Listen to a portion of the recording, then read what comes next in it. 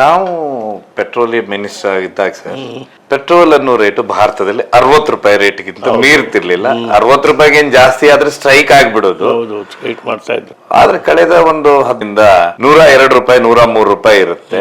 ಏನ್ ಸರ್ ಏನ್ ಯಾಕಂತ ಹೇಳಿದ್ರೆ ಕಚ್ಚಾ ತೈಲ ಚೀಪ್ ಇರುವಾಗ ಮಾರ್ಕೆಟ್ ನಲ್ಲಿ ಪರ್ಚೇಸ್ ಮಾಡಿ ನಾವು ಸ್ಟೋರ್ ಮಾಡಬೇಕು ಅಂತ ಐಡಿಯಾ.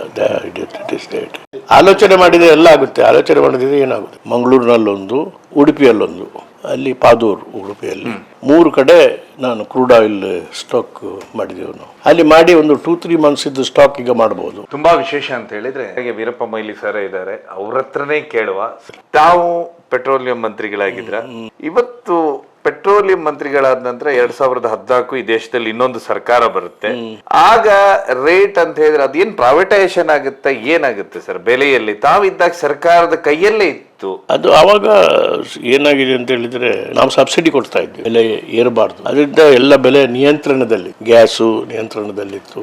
ಮತ್ತೆ ನಾವು ಹೆಚ್ಚು ಪ್ರೊಡಕ್ಷನ್ ನಮ್ಮ ದೇಶದಲ್ಲೇ ಮಾಡ್ತಾ ಇದ್ವಿ. ಆಮೇಲೆ ನಾನು ಬೇರೆ ಬೇರೆ ದೇಶದಲ್ಲಿ ಈಗ ಫಾರ್ ಎಕ್ಸಾಂಪಲ್ ಬೇರೆ ಒಪೆಕ್ ಸಿಸ್ಟಮ್ ನಿಂದಲೇ ತಗೊಳ್ಬೇಕಿತ್ತು ಪೆಟ್ರೋಲು, ಡೀಸೆಲ್, ಗ್ಯಾಸ್ ಎಲ್ಲ. ಒಪೆಕ್ ಅಂದ್ರೆ ಕೆಲವು ಮಾಡ್ತಾ ಇದ್ವಿ. ನಾನೇನ್ ಮಾಡ್ತಾ ಇದ್ದೆ, ಇರಾನ್ ಒಪೆಕ್ ಸಿಸ್ಟಮ್ ನಲ್ಲಿ ಇರ್ಲಿಲ್ಲ ಅವಾಗ. ಈವನ್ ರಷ್ಯನ್ ಒಪೆಕ್ ಸಿಸ್ಟಮ್ ನಲ್ಲಿ, ಮೊಜಾಂಬಿಕ್ ಇರ್ಲಿಲ್ಲ. ನಾನು ಅವರ ಹತ್ರ ಡೈರೆಕ್ಟ್ ಆಗಿ ಈಗ ಇರಾನ್ ಹತ್ರ ರುಪಿ ಪೇಮೆಂಟ್ ಮಾಡಿ ನಾನು ತಗೊಳ್ತಾ ಇದ್ದೆ. ಅದರಿಂದ ನಮಗೆ ಚೀಪರ್. ಯಾಕಂದ್ರೆ ಫಾರ್ ಎಕ್ಸಾಂಪಲ್ MRPLಗೆ ಇರಾನ್ ನಿಂದ ನಾನು ಕ್ರೂಡ್ ಆಯಿಲ್ ತರಿಸ್ತಾ ಇದ್ದೆ. ಕ್ರೂಡ್ ಆಯಿಲ್ ತರಿಸಿದ್ರಿಂದ ಏನಾಯ್ತು, ಅದು MRPL ಮಂಗಳೂರಿದ್ದು, ಅದು ನಾನೇ ಪ್ರಾರಂಭ ಮಾಡಿದ್ದು ನಾನೇ, ಎಕ್ಸ್ಪಾನ್ಷನ್ ಮಾಡಿದ್ದು ನಾನೇ. ಅದರಿಂದ ಅದಕ್ಕೆ ಲಾಭದಾಯಕವಾಗಿ ನಡೀತಾ ಇತ್ತು ಅದು MRPL. ಅದೇ ತರ ಅನೇಕ ರಿಫೈನರಿಗಳನ್ನ ನಾವು ಆ ತರ ಲಾಭದಾಯಕವಾಗಿ ಮಾಡಿದ್ದೇವೆ. ತಾವು ಪೆಟ್ರೋಲಿಯಂ ಮಿನಿಸ್ಟರ್ ಆಗಿದ್ದಾಗ ಸರ್ ಪೆಟ್ರೋಲ್ ಅನ್ನೋ ರೇಟು ಭಾರತದಲ್ಲಿ 60 ರೂಪಾಯಿ ರೇಟ್ಗಿಂತ ಮೀರ್ತಿರ್ಲಿಲ್ಲ. 60 ರೂಪಾಯಿಗೆ ಜಾಸ್ತಿ ಆದ್ರೆ ಸ್ಟ್ರೈಕ್ ಆಗ್ಬಿಡೋದು.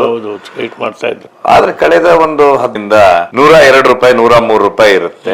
ಏನ್ ಸರ್ ಏನ್ ಯಾಕಂತ ಹೇಳಿದ್ರೆ ಕಚ್ಚಾ ತೈಲದ ನೋಡಿ ನಮ್ಮಲ್ಲಿ ಆವಾಗ ನಾವು ಎಲ್ಲ ಎಷ್ಟು ನಾವು ಪ್ಲಾನ್ ಮಾಡಿದೆ ಅಂದ್ರೆ 2030 ನಾವು ಇಂಪೋರ್ಟೇ ಮಾಡಬೇಕಾಗಿಲ್ಲ ಅಂತೇಳಿ ನಾನು ಡಿಸಿಷನ್ ತಗೊಂಡೆ. 13 ಅಲ್ಲಲ್ಲ 2030 ನಾವು ಇಂಪೋರ್ಟೇ ಮಾಡಬೇಕಾಗಿಲ್ಲ, we can make hour selves independent ಅಂತ. ಅದಕ್ಕೆ ನಾನು ಬೇರೆ ಬೇರೆ ಕಡೆಯಲ್ಲಿ ಇದೆಲ್ಲ ಕೆಲವೆಲ್ಲ ಬೇರೆ ಬೇರೆ ವೆರೈಟಿ ಇದೆ, ಈ ಕ್ರೂಡ್ ಆಯಿಲ್ ತಗೊಳ್ಳುವಂತಹದ್ದು, ಗ್ಯಾಸ್ ತಗೊಳ್ಳುವಂತಹದ್ದು. ನಾನು ಅವಾಗ 35,000 kilometre gas pipe line plan ಮಾಡಿದೆ. ಅದರಲ್ಲಿ ಈಗಲೂ ನೋಡಿ ಇದೊಂದು 5-6 ತಿಂಗಳಲ್ಲಿ ಮಹಾರಾಷ್ಟ್ರದ ದಬೋಲ್ನಿಂದ ಬೆಂಗಳೂರಿಗೆ ಪೈಪ್ ಲೈನ್, ವೆಸ್ಟರ್ನ್ ಘಾಟ್ಸ್ ಅಡಿಯಲ್ಲೆಲ್ಲ ಮಾಡಿ ಪೈಪ್ ಲೈನ್ ಆಗಿ ಕಂಪ್ಲೀಟ್ ಆಯ್ತು ಕೆಲಸ. ಅದೇ ತರ ನಾವು ಒಂದು ಟಾಪಿ ಅಂತೇಳಿ ಪಾಕಿಸ್ತಾನದಿಂದ ಅಫ್ಘಾನಿಸ್ತಾನ, ಪಾಕಿಸ್ತಾನ ಎಲ್ಲ ಮಾಡಿಕೊಂಡು ಈ 4 ಅದಕ್ಕೆ ಟಾಪಿ ಅಂತ ಹೇಳೋದು. ಅದು ಮಾಡಿ ಅದು ಅಗ್ರಿಮೆಂಟ್ ಎಲ್ಲ ನಾನೇ ಸ್ವತಃ ಹೋಗಿದ್ದೆ ಅಲ್ಲಿಗೆ ಪಾಕಿಸ್ತಾನಕ್ಕೆ ಎಗ್ರಿಮೆಂಟ್ ಮಾಡಲಿಕ್ಕೆ. ಎಲ್ಲ ಕಂಟ್ರಿಯವರು ಒಪ್ಪಿದ್ರು. ಅದು ಆಗ್ತಾ ಇದ್ರೆ ನಮಗೆ ಈಗ ಗ್ಯಾಸ್ ಇದ್ದು ಕೊರತೆನೇ ಇರ್ತಾ ಇರಲಿಲ್ಲ. ಅದನ್ನ ಹಾಗೆ ನಿಲ್ಲಿಸ್ಬಿಟ್ರು, ಮಾಡಲಿಲ್ಲ.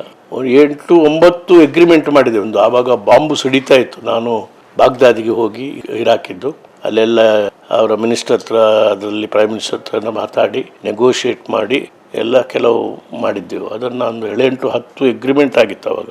ಅದನ್ನು ಈ ಗೌರ್ಮೆಂಟ್ನವರು ಪರ್ಸ್ಯೂ ಮಾಡಿಲ್ಲ. ಇದೆಲ್ಲ ಇವರು ದಿಸ್ ಗೌರ್ಮೆಂಟ್ ಬರೀ ಆಕ್ಚುಯಲ್ ಗೌರ್ಮೆಂಟ್ ಫಂಕ್ಷನಿಂಗ್ ಇಲ್ಲ. ಅಲ್ಲಿ ಕಾರಣ ಏನಂತೀರ ಅದಕ್ಕೆ? ಖಾಸಗೀಕರಣ ಅಲ್ಲ, ಒಟ್ಟಾರೆ ಒಂದು ರೀತಿ ಇನ್ಎಫಿಷಿಯನ್ಸಿ, ಅದಕ್ಷತೆ ಹೇಳ್ಬೇಕಷ್ಟೇ. ಇದಕ್ಕೆ ಸುಮಾರು ಜನರಿಗೆ ಬಂದಿರುತ್ತೆ, ಸಾಮಾನ್ಯ ಜನರಿಗೆ. ಯಾಕಂತ ಹೇಳಿದ್ರೆ ಪೆಟ್ರೋಲ್, ಡೀಸೆಲ್ ಮೇಲೆ, ಗ್ಯಾಸ್ ಮೇಲೆ ಅಂತೂ ಇಡೀ ದೇಶನೇ ಡಿಪೆಂಡ್ ಆಗಿದೆ. ಸಾಮಾನ್ಯ ಜನರಿಗೆ ಒಂದು 35,000 ಪೈಪ್ ಲೈನ್ಸ್ ನಾನು ಪ್ಲಾನ್ ಮಾಡಿದ್ದಲ್ಲ ಗ್ಯಾಸ್ ಇದ್ದು, ಈಗ ಆಗ್ತಾ ಇದ್ರೆ ಎಷ್ಟು ಚೀಪ್ ಆಗಿರೋದು. ಆ ಟಾಪಿ ಬರ್ತಾ ಇದ್ರೆ ಸೆಲ್ಫ್ ಸಫಿಷಿಯೆಂಟ್ ಆಗಿರೋದು. ಅಲ್ಲಿ ಹೋಗಿದ್ದೆ, ಅದೇ ಪ್ರೆಸಿಡೆಂಟ್ ಎಲ್ಲ ಇದ್ದ ಅಲ್ಲಿ. ಎಷ್ಟು ಅದ್ರದ್ದು ಎಷ್ಟು ಇಲ್ಲಿ ನಮ್ದು ಕ್ರೂಡ್ ಆಯಿಲ್ ಕ್ಯಾವರ್ನ್ ಇದೆ ಅಲ್ಲ, ಎಷ್ಟು ಸ್ಟಾಕ್ ಅಂತ ಹೇಳಿ ಗೊತ್ತಾ? ನೆನಪಿದೆ. 3 months ಸ್ಟಾಕ್, 3 months ಸ್ಟಾಕ್. ಇನ್ನೊಂದು 3 ಆಗ್ತಾ ಇದ್ರೆ 6 months ಸ್ಟಾಕ್ ಇರೋದು. ಅದೂರ್, ಉಡುಪಿ, ಇದು ಮಂಗಳೂರು. ಸರ್, ಇದು ಈಗ ಸಾಮಾನ್ಯ ಜನರದ್ದು ಒಂದು ಪ್ರಶ್ನೆ ಇರುತ್ತೆ. ಆಗ ಬೆಲೆ 60 ರೂಪಾಯಿ ಪೆಟ್ರೋಲ್ ಇತ್ತು, ಗ್ಯಾಸ್ 450 ರೂಪಾಯಿ ದೇಶದಲ್ಲಿ ಕೊಡ್ತಾ ಇದ್ರು. ಆದ್ರೆ ಇಮಿಡಿಯೇಟ್ ಆಗಿ ನಾನೀಗ ಯುದ್ಧ ಬೇಡ, ನಮಗೆ ಯುದ್ಧ ಶುರುವಾಗಿ ಈಗ 6 ತಿಂಗಳಾಯ್ತು. ಅದ್ರ ಹಿಂದಿನವರೆಗೂ ಅಂದ್ರೆ ನಾವು ಸರಿ ಸುಮಾರಿಂದನೂ ನಾವು ಗ್ಯಾಸಿಗೆ 1000 ರೂಪಾಯಿವರೆಗೂ ಕೊಟ್ಕೊಂಡು ಬಂದು, ಪೆಟ್ರೋಲ್ನ 103 ರೂಪಾಯಿ ಕೊಟ್ಕೊಂಡು ಬಂದು, ಈ ಬೆಲೆ ವ್ಯತ್ಯಾಸ ಹೇಗಾಗತ್ತೆ? ಯಾಕಂದ್ರೆ ಕ್ರೂಡ್ ಆಯಿಲ್ ರೇಟು ಅಷ್ಟು ಇರ್ಲಿಲ್ಲ ಅಲ್ಲಿ ಎಲ್ಲ.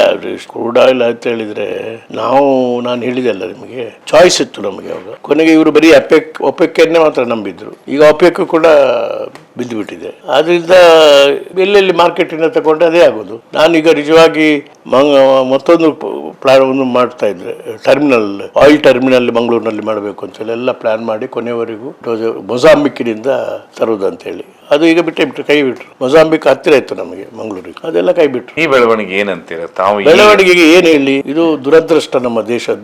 ಪೆಟ್ರೋಲ್ ಬೆಲೆ ಇರ್ಬೋದು, ಪೆಟ್ರೋಲ್ ಬೆಲೆ, ಸಪ್ಲೈ ಚೈನ್ ಎಲ್ಲ ಕಟ್ಟೆ ಮಾಡಿದ್ರೆ, ಎಲ್ಲ ಗ್ಯಾಸ್ ಪೈಪ್ಲೈನ್ ಮಾಡ್ತಾ ಇದ್ರೆ ಈ ದೇಶದ ಏನು ಇದು ಆಗ್ತಾ ಇತ್ತು ನೋಡಿ. ಟಾಪಿ ಪೈಪ್ಲೈನ್ ಮಾಡ್ತಾ ಇದ್ರೆ plenty of gas would have been available. ಯಾಕೆ ಮಾಡೋದಿಲ್ಲ? ಭಾಷಣ ಮಾಡಿದ್ರೆ ಸಾಕು, ಈಗ ಜನ ಖುಷಿ ಆಗುತ್ತೆ, ಅವರಿಗೆ ಓಟ್ ಕೊಡ್ತಾರೆ. ಏನ್ ಮಾಡಿದಂತಿಲ್ಲ ಲೆಕ್ಕಾಚಾರ ಇಲ್ಲ. ಈಗ ಬಡತನ ಎಷ್ಟು, ಬಡವರು ಜಾಸ್ತಿ ಆಗ್ತಾ ಇದ್ದಾರೆ ದೇಶದಲ್ಲಿ. ಬಿಲಿಯನರ್ಸ್ ಎಷ್ಟು ಬಿಲಿಯನರ್ಸ್ ಪರ್ ಡೇ ಜಾಸ್ತಿ ಆಗೋದು ಆಗ್ತಾ ಇದೆ. ಇದು ಯಾರು ಕೇಳ್ತಾರೆ? ಬಡವರೇ ಜಾಸ್ತಿ, ಬಡವರು ದಿನದಿಂದ ದಿನಕ್ಕೆ ಸೇರ್ತಾ ಇದ್ದಾರೆ ಅಲ್ಲಿ. ಹೌದು, ಈ ಬಡತನ ಅಂತಲೂ ಗೊತ್ತಿಲ್ಲ ಈ ಸರ್ಕಾರಕ್ಕೆ. ಹೀಗಾಗಿ ಪೆಟ್ರೋಲ್ ಬೆಲೆ ಅನ್ನೋದು ಈಗ ಸಬ್ಸಿಡಿನೇ ಕೊಡೋದಿಲ್ಲ ಅಂತೀರ ಸರ್ಕಾರ? ಇಲ್ಲ, ಸಬ್ಸಿಡಿಗೆ ಕೊಡೋದೇ ಇಲ್ಲ. ನಾನು ಸಬ್ಸಿಡಿಗೆ ಫಿನಾನ್ಸ್ ಮಿನಿಸ್ಟರ್ ಇದ್ದು, ಅವರು ಬಹಳ ಬಿಸಿ. ಅದಕ್ಕೆ ನಾನು ಸೀದಾ ಪ್ರೈಮ್ ಮಿನಿಸ್ಟರ್ ಹತ್ರ ಹೋಗೋದು, ಕರೆಸಿ ಅದಕ್ಕೆ ಸ್ಟಾಪ್ ಮಾಡಬಾರ್ದು ಅಂತೇಳಿ ಮಾಡ್ತಾ ಇದ್ದೆ. ದೊಡ್ಡ ಮಟ್ಟದ ಹೊರೆ ಆಗ್ತಿತ್ತು ಸರ್ ಆರ್ಥಿಕವಾಗಿ? ಅದು ಒಂದು ಕಡೆ ಹೊರೆ ಇದ್ದರೆ ಮತ್ತೊಂದು ಕಡೆ ಜನರಿಗೆ ಸುಲಭ ಇದಾಗುತ್ತಲ್ಲ. ಸರ್ಕಾರಕ್ಕೆ ಹೊರೆ ಆದರೆ ಜನರಿಗೆ ಅದರಿಂದ ಹಗುರ ಆಗುತ್ತಲ್ಲ. ಆದ್ರೆ ಆ ಹೊರೆ ಅವಾಗ ನೀವ್ ಎತ್ಕೊಂಡ್ರ ಆಗ್ತಿತ್ತು, ಮ್ಯಾನೇಜ್ ಆಗ್ತಿತ್ತು. ಆದ್ರೆ ಈ ಹೊರೆ ನೀವ್ರೆ ಯಾಕೆ ಎತ್ಕೊಳ್ಳಿಲ್ಲ ಅಂತೀರಾ? ಯಾರು? ಈಗಿರುವಂತ ಸರ್ಕಾರ. ಅದಕ್ಕೆ ಅವ್ರ ಹತ್ರನೇ ಕೇಳಬೇಕು. ಇದು MRPL ಅನ್ನೋ ಕನಸು ಹೇಗೆ ಬಂತು ಸರ್ ನಿಮಗೆ? MRPL ಒಂದು 15-20 ವರ್ಷ ಆಗಿತ್ತು. ನಾನು ಚೀಫ್ ಮಿನಿಸ್ಟರ್ ಇರುವಾಗ ಲೈಸೆನ್ಸ್ ಸಿಕ್ಕಿ, ಅದು ಫಸ್ಟ್ ಇವರಿಗೆ ಹಿಂದೂಸ್ತಾನ್ ಪೆಟ್ರೋಲಿಯಂನವ್ರಿಗೆ ಕೊಟ್ಟರು. ಆಮೇಲೆ ಹಿಂದೂಸ್ತಾನ್ ಪೆಟ್ರೋಲಿಯಂನನ್ನು ಆದಿತ್ಯ ಬಿರ್ಲಾ ತಗೊಂಡ್ರು. ಲೈಸೆನ್ಸನ್ನು ಸರೆಂಡರ್ ಮಾಡುವ ಅಂದಾಜಿನ. ಯಾಕಂದರೆ ಅಲ್ಲಿ MRPL ಮಾಡಬೇಕು ಅಂತ ಹೇಳುವಾಗ ಈ ಎಲ್ಲ ನಮ್ಮ ಫಿಷರ್ಮೆನ್ ಎಲ್ಲ ಅಲ್ಲಿ ಸ್ಥಳೀಯರು ಹೋರಾಟವನ್ನು ಕಂಡಾಟ ಹೋರಾಟ ಮಾಡಿದ್ರು. ಎಕ್ಸ್ಟೆಂಟ್ ಮಾಡಲೇಬಾರ್ದು ಅಂತೇಳಿ. ನಾನು ಅದಕ್ಕೆ ಏನು ಮಾಡಿದೆ, ಒಂದು ದಿವಸ ಎಲ್ಲ ಮೀಟಿಂಗ್ ಕರೆದೆ, ಅದು ಸ್ಥಳೀಯರದ್ದು ಎಲ್ಲ. ನಾನು ಮೀನುಗಾರರದ್ದು ಮತ್ತೆ ಎಲ್ಲ ಕರೆದೆ. ಆವಾಗ ಕರೆದಾಗ ಅವರೆಲ್ಲ ಹೇಳಿದ್ರು, ನೋಡಿ ಎಲ್ಲ ಪೊಲ್ಯೂಟೆಡ್ ವಾಟರ್ ಬಂದು ನಾವು ಸಾಯ್ತೀವಿ, ಮೀನು ಸಾಯ್ತದೆ ಅಂತ. ನಾನು ಹೇಳಿದ ಆಲ್ ರೈಟ್, ಅದಕ್ಕೆ ಲೇಟೆಸ್ಟ್ ಆಂಟಿ ಪೊಲ್ಯೂಷನ್ ಮೆಜರ್ ಮಾಡಬೇಕು ಅಂತ ಹೇಳಿ ಅವ್ರು ಮಾಡಿದೆ. ಅನಂತರ ಹೇಳಿದ್ರು, ಇಲ್ಲ ನಮಗೆ ಭೂಮಿ ನಾವು ಕೊಟ್ರೆ ಇಲ್ಲಿ ನಮ್ಗೆ ಕೆಲಸನೇ ಇಲ್ಲ ಅಂತ. ಆಲ್ ರೈಟ್, ನಿಮಗೆ ಭೂಮಿ ಆದ್ರೆ ಕೆಲಸ. ಅವರು ಅದಕ್ಕೆ ಅಲ್ಲಿ ನಾವು ಒಬ್ಬ CEO ಇದ್ದ ಇದು MRPL. ಅದಕ್ಕೆ ನನಗೆ ಬ್ಲಡ್ ಪ್ರೆಷರ್. ಆಗಾಗ ಹೇಳುದು ನನಗೆ, ಮಾರ್ಕೆಟ್ ಕೊಟ್ರೆ ನಮ್ಮ ಕಂಪನಿ ಮುಳುಗೋಗ್ತದೆ. ಅದಕ್ಕೆ ನಾನು ಹೇಳಿದೆ ಇವು ಮನುಷ್ಯ ನನ್ನ ಮೀಟಿಂಗ್ನಲ್ಲಿ ಬರಬಾರ್ದು, ನೀವು ನನಗೆ ಪೂರ್ತಿ ಅಧಿಕಾರ ಕೊಟ್ಟರೆ ನಾನು ಇದನ್ನು ಸೆಟಲ್ ಮಾಡಿ ಕೊಡ್ತೇನೆ. ಅವರು ಪೂರ್ತಿ ನನಗೆ ಸರ್ ಮಾಡಿ ಅಂತೇಳಿ. ಏನ್ ಸರ್ ಆ ವ್ಯಕ್ತಿ ಯಾಕೆ ಟೆನ್ಷನ್ ಆಗ್ತಿದ್ದ? ಅವನಿಗೆ ಪಾಪ ಅವನ ಕಂಪನಿ ಹಿತಾಸಕ್ತಿ, ಮಾರ್ಕೆಟ್ ಬೆಲೆ ಆಗ ಯಾರು ಕೊಡ್ತಾ ಇದ್ರು? ಆವಾಗ ಮಾರ್ಕೆಟ್ ರೇಟ್ ಕೊಡ್ತಾ ಇರಲಿಲ್ಲ. ಭೂಮಿ ಕಳ್ಕೊಂಡವ್ರಿಗೆ ನಾನು ಮಾರ್ಕೆಟ್ ರೇಟ್ ಬೇಕು ನಮ್ಗೆ ಕೊಡೋದು. ಆಯ್ತು, ಮಾರ್ಕೆಟ್ ರೇಟ್ ಅಂತ. ನೀವು ಮನೆಗೆ ಯಾರು ಭೂಮಿ ಕಳ್ಕೊಂತಾರೆ ಅವರಿಗೆ ಕೆಲಸ ಅಂತ. ಆಯ್ತು, ಕೆಲಸ ಅಂತ. ಕೆಲಸ ಹೇಗೆ ಕೊಡೋದು? ಅಲ್ಲಿ ಎಜುಕೇಟ್ ಎಲ್ಲ ಏನಿಲ್ಲ. ಆ ಎಜುಕೇಶನ್, ಟೆಕ್ನಿಕಲ್ ಎಜುಕೇಶನ್ ಎಲ್ಲ ಬೇಕಲ್ಲ ಅದಕ್ಕೆ ನಾನು ಆಲ್ರೆಡಿ ಟೆಕ್ನಿಕಲ್ ಎಜುಕೇಶನ್ ಬೇಕಲ್ಲ ನನಗೆ. ಅದಕ್ಕೆ ನಾನು ಕರ್ನಾಟಕ ಈಗಲೂ ಇದೆ, ಅದು ಕರ್ನಾಟಕ ಪಾಲಿಟೆಕ್ನಲ್ಲಿ ಅದರ ಸಪರೇಟ್ ಕೋರ್ಸ್ ಮಾಡಿ ಅವರಿಗೆ ಸ್ಪೆಷಲ್ ಟ್ರೈನಿಂಗ್ ಮಾಡಿ ಅದಕ್ಕೆ ಸಪರೇಟ್ ಸರ್ಟಿಫಿಕೇಟ್ ಕೊಟ್ಟು ಟೆಕ್ನಿಕಲ್ ಟ್ರೈನಿಂಗ್ ಅಲ್ಲಿ ಕೊಟ್ಟು ಅದನ್ನು ಯಾರು ಮಾಡಬೇಕು ಅಂತ ಹೇಳಿದ್ರೆ ಅದಕ್ಕೆ ಟ್ರೈನಿಂಗ್ ಮಾಡಿ ಅವರಿಗೆ ಕೆಲಸ ಕೊಡ್ತಾ ಇದ್ದೆ. ಈಗಲೂ ಅಷ್ಟೇ ಡೆಪ್ಟಿ ಕಮಿಷನರ್ ಅಧ್ಯಕ್ಷತೆಯಲ್ಲಿ ಒಂದು ಕಮಿಟಿ ಮಾಡಿ, ಆ ಕಮಿಟಿಯವರು ಅಪ್ಲಿಕೇಶನ್ ಎಲ್ಲ ಪ್ರೊಸೆಸ್ ಮಾಡಿ ಆ ಥರ. ಯಾಕಂದರೆ ಕೆಲವು ಸಾರಿ ಹೊರಗಿನವರನ್ನು ಕೂಡ ತಗೊಂಡು ಬಿಡ್ತಾರೆ ಅಧಿಕಾರಿಗಳು. ಲೋಕಲ್ ಕೆಲಸ ಕೊಟ್ಟೆ ಅವರಿಗೆ ಇಶ್ಯೂನೇ ಇಲ್ಲ. ಅದಕ್ಕೆ ಜಿಲ್ಲಾಧಿಕಾರಿಗಳು ಮತ್ತು SP ಹೇಳಿದೆ, ಇಂಥ ದಿವಸದಲ್ಲಿಗೆ last inch of land should be given to them. ಇದ್ರೆ one of us will go ಅಂತೇಳಿ ಎಲ್ಲ ಮ್ಯಾನೇಜ್ ವೆರಿ ವೆಲ್. ಆ ಪರ್ಟಿಕ್ಯುಲರ್ ಟೈಮ್ ಲೈನ್ನಲ್ಲಿ ಇದು ಕೊಟ್ಟೆವು. ಆಮೇಲೆ any investment I make in country ನಾವು ಕರ್ನಾಟಕದಲ್ಲೇ ಮಾಡ್ತೇನೆ. ನಾನು ಮೊಯ್ಲಿ ಅವರು ಇರುವಾಗ ಆ ಥರ ಅವರಿಗೆ ಭರವಸೆ ಬಂದು ಆಮೇಲೆ ಅವರು ಅದನ್ನು ಸರೆಂಡರ್ ಮಾಡಿದರು. ಅಲ್ಲಲ್ಲ, ಅದೆಲ್ಲ ಎಸ್ಟಾಬ್ಲಿಷ್ ಮಾಡಿದ ಮೇಲೆ ಆಫ್ಟರ್ ಸಮ್ ಇಯರ್ಸ್ ನಾನಿರಲಿಲ್ಲ ಅವಾಗ, ಗೌರ್ಮೆಂಟ್ಗೆ ಕೊಟ್ಟು ಗೌರ್ಮೆಂಟ್ ಕಂಪನಿ, ಈಗ ಗೌರ್ಮೆಂಟ್ ಕಂಪನಿ ಅಂಡರ್. ಸೊ ಅದಕ್ಕೆ ಹೆಸರು ಅದಕ್ಕೆ MRPL ಮ್ಯಾಂಗ್ಳೂರಲ್ಲಿ ಅದನ್ನು ಇನ್ ಬಿಗ್ ವೇ ಸುಮಾರು ಒಂದು 80,000 to 90,000 crores ನಾನು ಪೆಟ್ರೋಲಿಯಂ ಮಿನಿಸ್ಟ್ರಿ ಇರುವಾಗ ಇನ್ವೆಸ್ಟ್ಮೆಂಟ್ ಮಾಡಿ ಎಕ್ಸ್ಪಾನ್ಷನ್ ಮಾಡಿ ಬೇರೆ ಬೇರೆ ಪ್ರಾಡಕ್ಟ್ ಎಲ್ಲ, ಹೊಸ ಪ್ರಾಡಕ್ಟ್, ಈ ಪೆಟ್ರೋಲಿಯಂ ಪ್ರಾಡಕ್ಟ್ ಅದು ಇದು ಎಲ್ಲ ಭಾಳ ಪ್ರಾಡಕ್ಟ್ ವೇರಿಯಸ್ ಮಾಡಿ. ಈಗ ಸರ್ ಅದ್ರೊಳಗೆ ಭೂಮಿ ಒಳಗೆ ಇದು ಮಾಡಿದಾರಲ್ಲ, ಅದು ಎಂತ ಹೇಳಿದ್ರೆ ಕ್ರೂಡ್ ಆಯಿಲ್ ಸ್ಟೋರ್ ಮಾಡಬೇಕಲ್ಲ. ಈಗ ಯುದ್ಧ ಬಂತು, ಮತ್ತೊಂದು ಬಂತು, ಅದಕ್ಕೆ ಕ್ರೂಡ್ ಆಯಿಲ್ ಇರೋದಿಲ್ಲ ನಮ್ಮ ಹತ್ರ.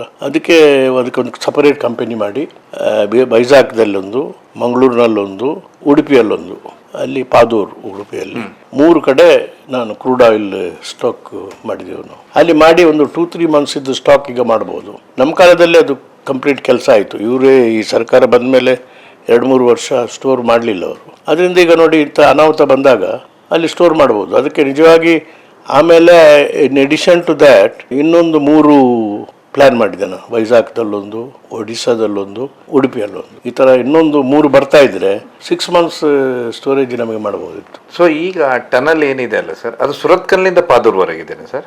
ಇದು ಇಂಡಿಪೆಂಡೆಂಟ್, ಸುರತ್ಕಲ್ಲಲ್ಲೇ ಹತ್ತಿರ ಉಂಟು. ಅದು ಪಾದೂರಿದ್ದು ಇಂಡಿಪೆಂಡೆಂಟ್, ಸಪ್ರೇಟ್ ಅದು. ಸಪರೇಟ್. ವೈಜಾಗ್ನಲ್ಲಿ ಸೊ ಇದು ಆವಾಗ ನಿಮ್ಗೆ ಹೇಗೆ ಇದೆ ಸರ್ ಈ ಒಂದು ದೂರದೃಷ್ಟಿ? ಅಲ್ಲ, ನಾನು ಹೇಳೋದು ಸ್ಟಾಕ್ ಮಾಡಿ ಯಾಕೆ ಮಾಡಬಾರ್ದು, ಇಂಪೋರ್ಟ್ ಮಾಡಿ ಚೀಪ್ ಇರುವಾಗ ಮಾರ್ಕೆಟ್ನಲ್ಲಿ ಪರ್ಚೇಸ್ ಮಾಡಿ ನಾವು ಸ್ಟೋರ್ ಮಾಡಬೇಕು ಅಂತ ಐಡಿಯಾ. ಆಲೋಚನೆ ಮಾಡಿದರೆ ಎಲ್ಲ ಆಗುತ್ತೆ, ಆಲೋಚನೆ ಮಾಡಿದ್ರೆ ಏನಾಗೋದಿಲ್ಲ.